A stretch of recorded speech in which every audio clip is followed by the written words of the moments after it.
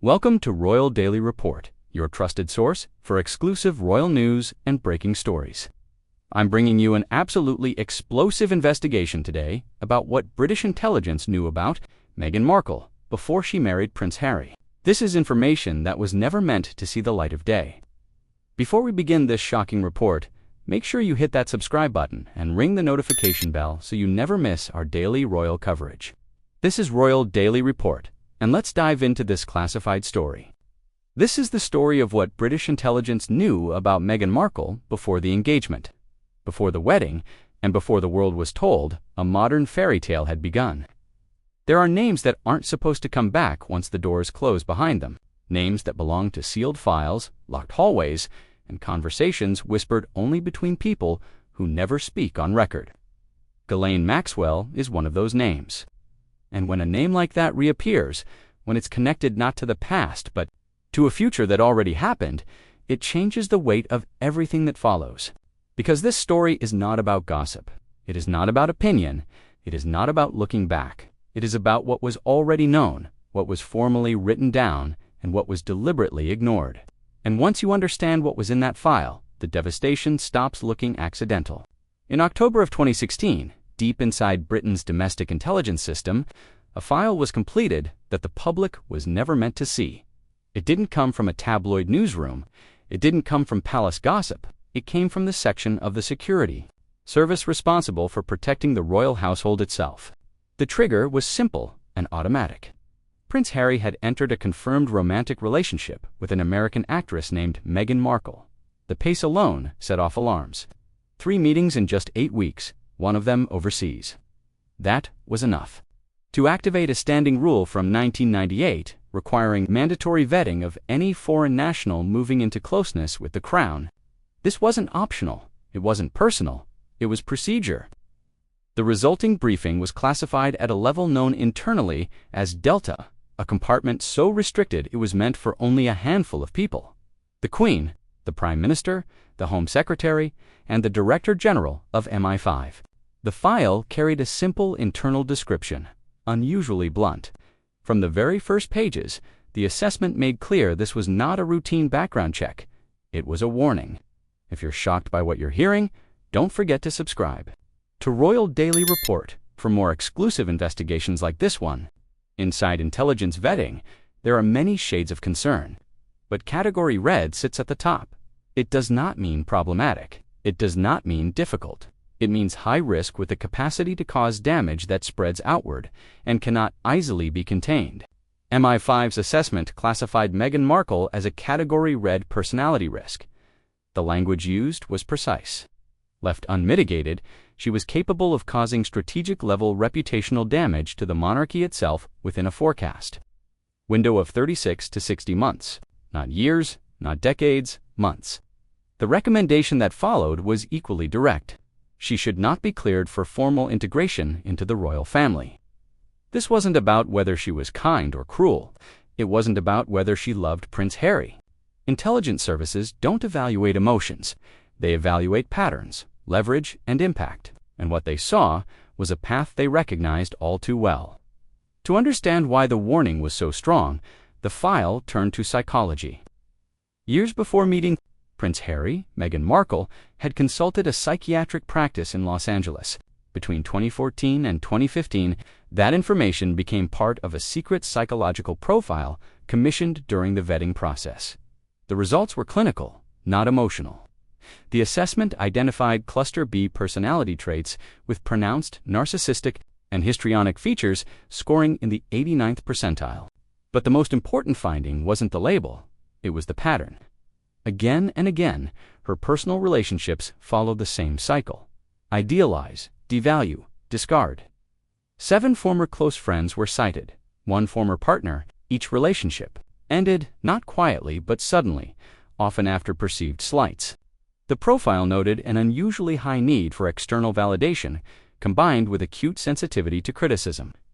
In simple terms, the file describes someone who thrived on admiration and reacted explosively when it faded. For intelligence analysts, this wasn't theory. It was a roadmap, a warning that, when pressure arrived, escalation would follow. And according to the file, pressure was not a question of if, it was a question of when. After the psychological assessment, the file moved into a category intelligence. Services treat with particular seriousness. Not wealth, not success, but opacity. In 2013, Meghan Markle incorporated an offshore entity in the British Virgin Islands.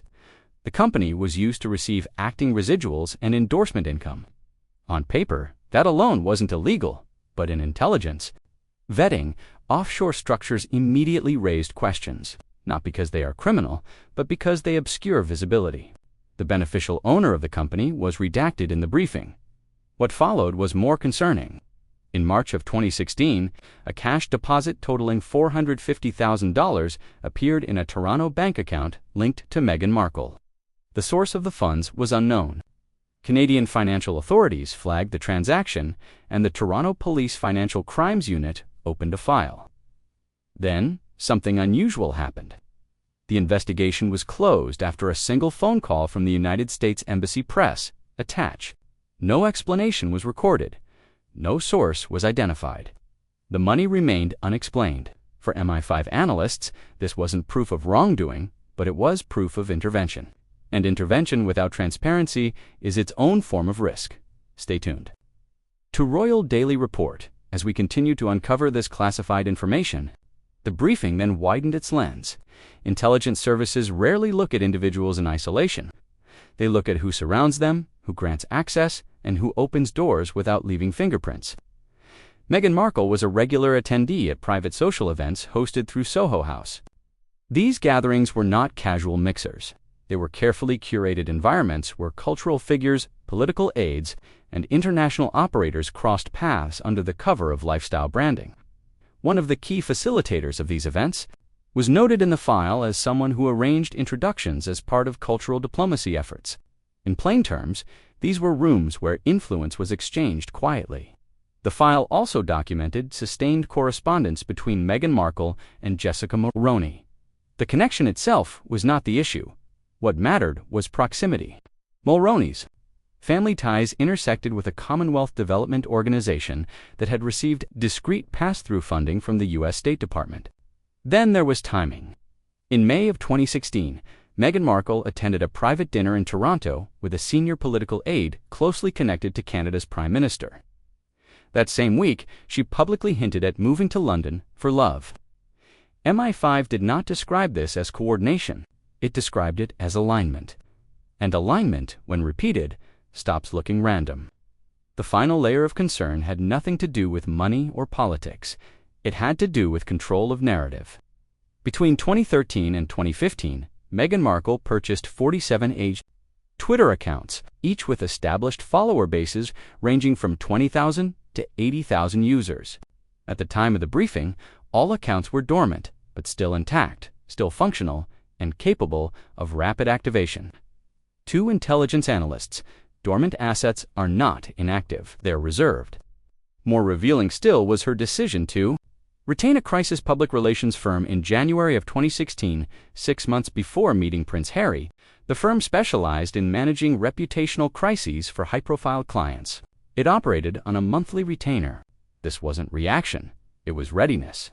The file made no claim that these tools were misused, but it made one thing clear. Long before Meghan Markle entered royal life, she had already built the machinery needed to survive and shape conflict on a global scale.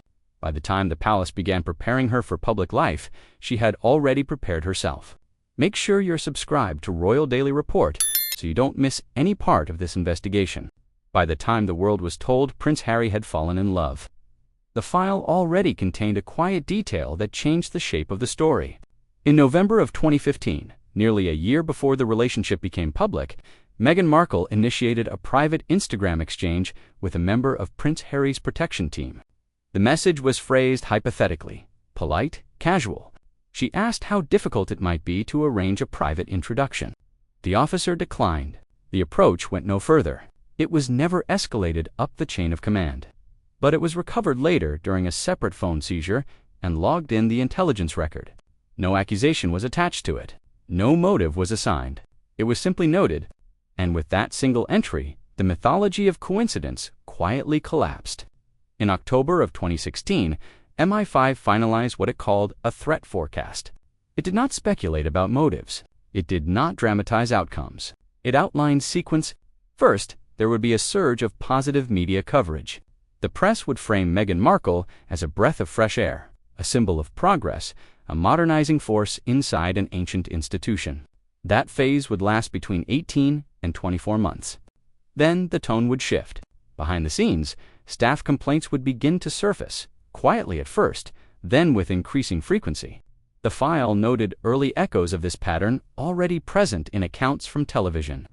Production crews she had previously worked with.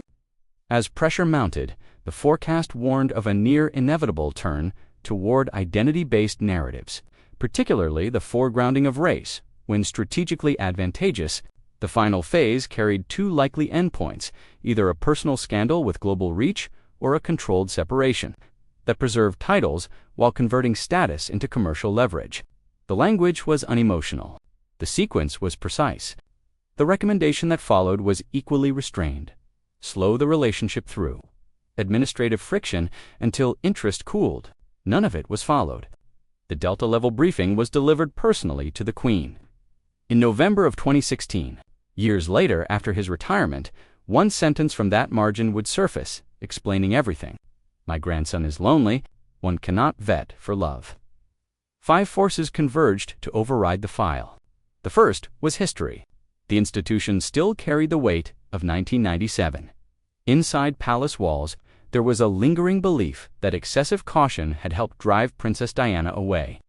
The Queen, now in her 90s, was determined not to repeat that story. The second was emotional leverage. In a private audience in December 2016, Prince Harry reportedly delivered a quiet ultimatum. If forced to choose between Meghan and the family, he made clear which path he would take. The third was politics. Britain was months away from triggering Brexit. Senior government figures believed a glamorous biracial American duchess would serve as a powerful symbol in Commonwealth realms during a moment of uncertainty. The fourth was belief.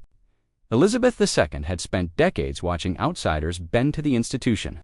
She believed the crown absorbed people, neutralized excess, smoothed sharp edges. And finally, there was a wager. Give her time, give her children, give her duty. The institution would do the rest. In January of 2017, a compromise was reached behind closed doors. A prenuptial agreement was embedded quietly into the Royal Marriages Act consent. Any future financial settlement would be capped. To lull interviews in the United States would be prohibited for 15 years. In exchange, the wedding would go ahead. Intelligence services were instructed not to disengage, but to observe.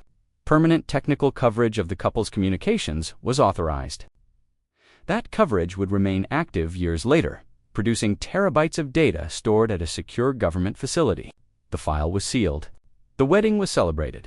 And within 3 years, the monarchy was bleeding legitimacy across multiple realms. Prince Harry was estranged.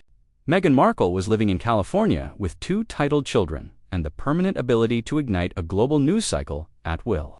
In 2021, the Delta compartment that once held the original warning was quietly renamed Lesson Learned. But inside Windsor Castle, in a locked drawer, there remained one photograph the Queen kept on her desk until the day she died. It showed Harry and Meghan on the palace balcony in 2018, both smiling, both believing the story would end differently. On the back of the photo, written in her own hand, were 4 words: I should have listened. And that is where this story ends, for now. Not because the file is empty, but because the consequences are still unfolding. That concludes today's exclusive classified investigation on Royal Daily Report. This has been one of the most shocking files we've ever brought to light. If this story left you speechless, please hit that like button and subscribe to Royal Daily. Report for more exclusive royal investigations and breaking news every single day. Share this video with anyone who needs to know the truth about what really happened behind palace walls. We'll be back tomorrow with more explosive royal revelations. Until then, this is Royal Daily Report, bringing you the stories they don't want you to know. Thank you for watching and stay informed.